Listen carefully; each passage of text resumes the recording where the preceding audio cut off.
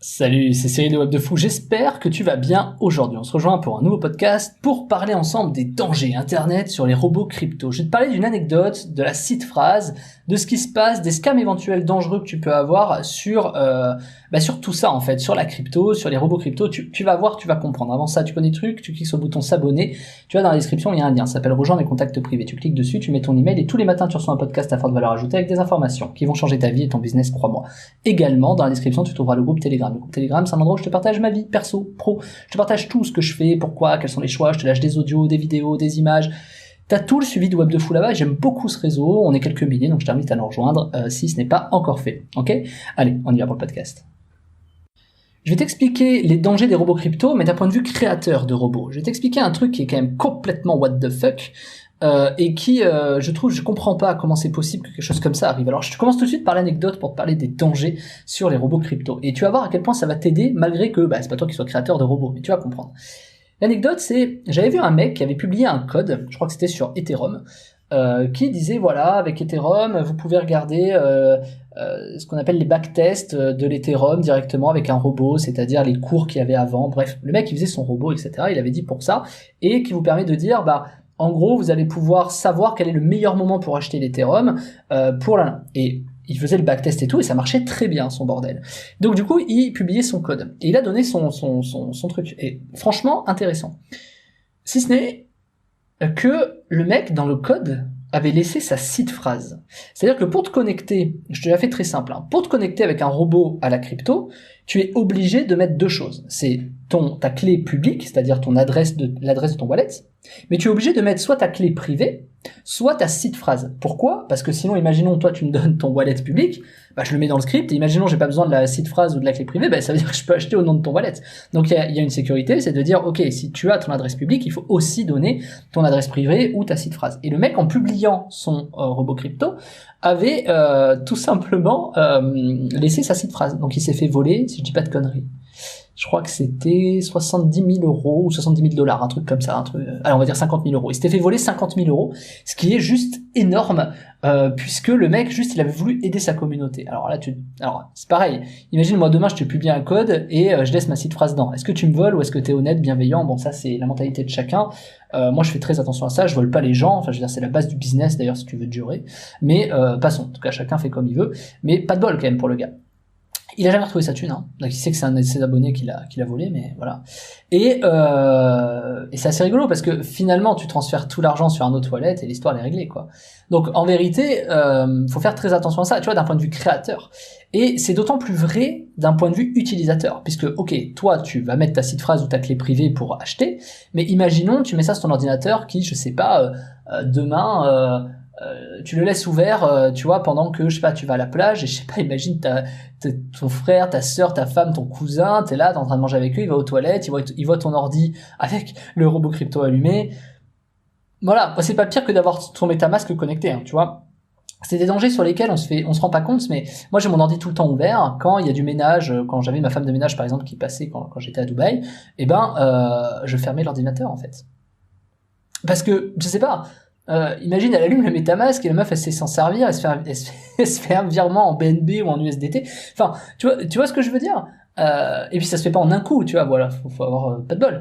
Voilà, alors tu peux dire, ouais, c'est là où tu peux mettre un ledger. Ouais, tu peux mettre le ledger. Bon, moi, j'aime pas le ledger, mais imaginons, oui, tu peux mettre le ledger, mais ça change rien. C'est-à-dire que, en vérité, ok, faut qu'elle ait accès au ledger, ouais, la clé, mais ça change rien dans le sens où il suffit qu'elle installe un petit programme, et donc là, ok, ça rajoute une sécurité quand même, mais il suffit qu'elle ait accès à ton ordinateur pour faire sauter le ledger, en fait.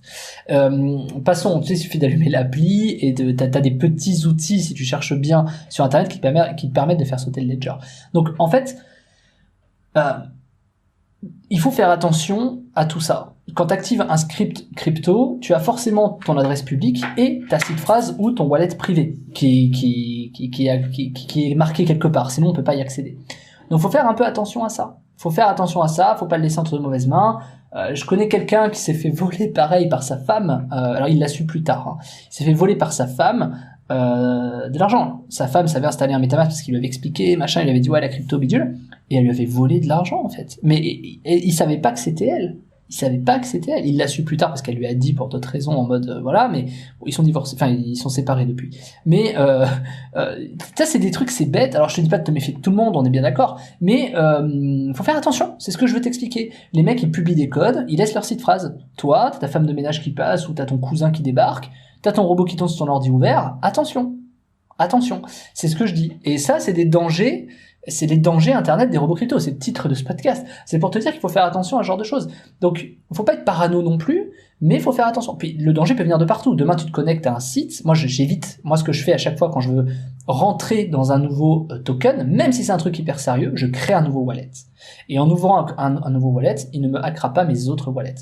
Donc, voilà. Un autre danger que j'ai vu, c'est par exemple des anciens tokens. Ça, j'en avais déjà parlé dans un podcast. Ce sont des anciens tokens.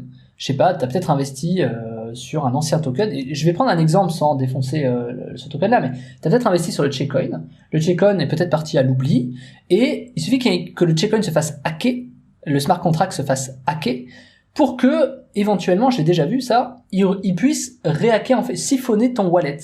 Donc c'est-à-dire que des fois, t'as des tokens sur lesquels t'as acheté il y a peut-être, je sais pas, 1 an ou 6 mois, et en fait, tu as toujours le contrat connecté parce que tu possèdes toujours ces tokens, mais tu le déconnectes pas, et à tout moment, ils peuvent se faire hacker. J'ai déjà vu ça sur la blockchain Solana, sur laquelle il y avait un projet qui était mort depuis 6 mois, et en fait, c'est brillant, comme le raisonnement est brillant. Moi, je suis admiratif du raisonnement, pas de l'acte. Et ils se sont dit, mais il y a une faille. Bon, mais ça sert à rien d'hacker la faille parce qu'il y a plus de liquidité. Ouais, mais si on hack la faille parce qu'il y a ça dans le contrat, ça, et qu'on modifie ça, ou qu'on fait ça, je sais plus ce que c'était le truc, eh ben on va pouvoir récupérer tout l'argent des wallets de ces mecs-là. Ce qui veut dire qu'ils n'ont même pas rug le projet, c'est-à-dire ils n'ont pas vidé la liquidité que les gens avaient, par exemple tous les jetons que les gens continuaient à avoir, tous les tokens, mais ils ont juste siphonné tout ce qu'ils avaient sur le wallet qui était connecté au contrat, en fait.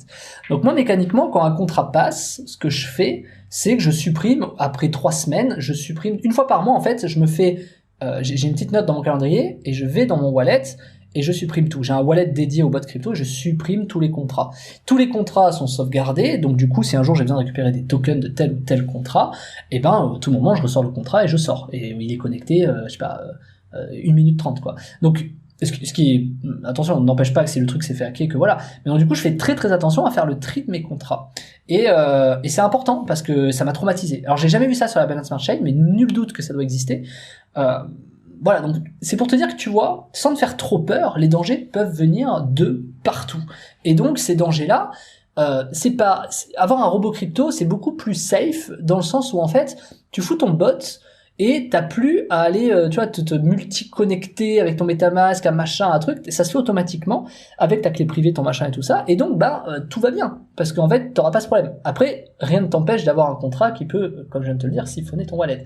Ça, malheureusement, c'est quelque chose qui peut ou pas arriver. Donc, conseil, tous les mois, change de wallet, crée un nouveau wallet, et tu sais, et alterne. Tu fais 3-4 wallets, et tous les mois, tu changes de wallet, et tout va bien. Comme ça, au pire, tu diversifies le fait que, voilà. Je te donne vraiment une valeur ajoutée là-dedans pour te dire, parce que il y a des gens qui se font avoir. Et puis, évidemment, ta seed phrase ne la donne à personne. Tu peux la mettre dans le script, mais ne partage pas le script avec un copain. On est bien d'accord. Je le dis au cas où, quand même, mais ne le partage pas avec un copain s'il y a ta seed phrase dedans. Donc, fais quand même hyper gaffe à ça. Vraiment, je veux pas que tu te fasses avoir. Donc, c'est beau, ça fait du gain. Tu galères déjà à peut-être faire de l'argent sur la crypto et tout. Là, tu vas pouvoir gagner probablement un peu, etc. C'est pas pour te faire perdre ton truc parce que tu fais de la merde. Donc fais attention à ça, sans te faire trop peur. J'essaie juste de t'expliquer les dangers des trucs. Et voilà, mais sache que toi, comme moi, comme tout le monde sur Terre, est sur ce danger. C'est-à-dire personne n'est à l'abri de ça. Tu peux t'en protéger au maximum. Moi, c'est ce que je fais, ce que tout le monde fait sur Terre. Il y en a qui se font jamais hacker. Moi, je me suis jamais fait hacker. Mais voilà. Également, le truc qu'il faut faire gaffe, c'est que tu cliques pas dans des liens. Moi, quand on m'envoie, même sur Web de Fou, des trucs par email, des machins, je ne les ouvre jamais. Ou si je les ouvre, c'est depuis mon téléphone. C'est-à-dire qu'en fait, ou d'un autre ordinateur d'ailleurs, celui de ma femme où il y a rien en fait. Et je fais très attention à ne pas ouvrir des pièces jointes. Pourquoi ? Parce que il suffit que tu cliques sur un lien, mais même sur internet, hein, tu cliques sur un lien sur, je sais pas, sur Reddit ou sur Quora, qui sont des sites de partage d'infos, moi je ne clique plus sur les liens, quoi. Moi, je passe par les liens officiels. Je vais sur Twitter, je regarde, je me fais chier. Mais même Google, tu vois, je fais pas confiance. Parce qu'il suffit qu'il y ait un mec qui paye de la pub AdWords avec un faux site et t'es mal, quoi. Donc, en fait, je ne fais plus ça. Je fais très, très, très attention à ça. Et je t'invite à en faire de même, à ne pas cliquer partout, etc. dans les mails, dans les cryptos, les machins et tout ça. Voilà. C'est mon avis personnel. Maintenant, si tu veux aller plus loin et que tu veux aller faire des robots en automatique, de te dire justement te préserver un peu du danger pour que t'aies pas à aller faire des actions de merde en fait, c'est le robot qui le fasse pour toi, qui achète et qui revend automatiquement, que toi t'es juste à aller supprimer les contrats en fait une fois que t'as revendu, eh ben je t'invite à prendre le robot en description qui s'appelle Rent Passive Bot, comment acheter des tokens automatiquement avec un bot 10 minutes avant le listing, et au moins t'es sûr que tu feras pas de la merde avec ça, tu feras de l'argent. Moi ça fait à peu près x3 que je fais par mois en moyenne, et sur les 5 derniers mois, et enfin maintenant ça commence à faire même 5 mois et demi, donc je vais arrondir à 6, et dans lequel forcément toi, moi, on aura beaucoup moins de problèmes, beaucoup moins de dangers comme ça, mais évidemment, faut pas partager le code parce que tu peux faire de la merde. En fait, faut pas te faire confiance à toi-même. C'est pour ça qu'on fait faire ça par des robots, en fait. Et donc, les robots, ils vont acheter les tokens, ils vont regarder ce qui représente des scams ou non, et ils vont acheter. Ça veut pas dire qu'ils peuvent pas se planter, mais en tout cas, tu vas pouvoir gagner de l'argent. Moi, sur 6 mois d'utilisation de robots, j'ai jamais eu de problème. Voilà. 5 mois et demi, je le redis. J'ai jamais eu de problème là-dessus. Est-ce que ça peut arriver un jour? Bah peut-être, mais à ce moment-là, c'est pour ça que je crée de nouveaux wallets et que à partir de ce moment-là, au pire, il aura X%, quoi. Tu vois, c'est pas grave. Donc vraiment, et dès que j'ai des gains, je les envoie ailleurs. Donc en fait, encore une fois, c'est du bon sens, faut juste raisonner et se protéger. Ça me paraît évident, mais voilà.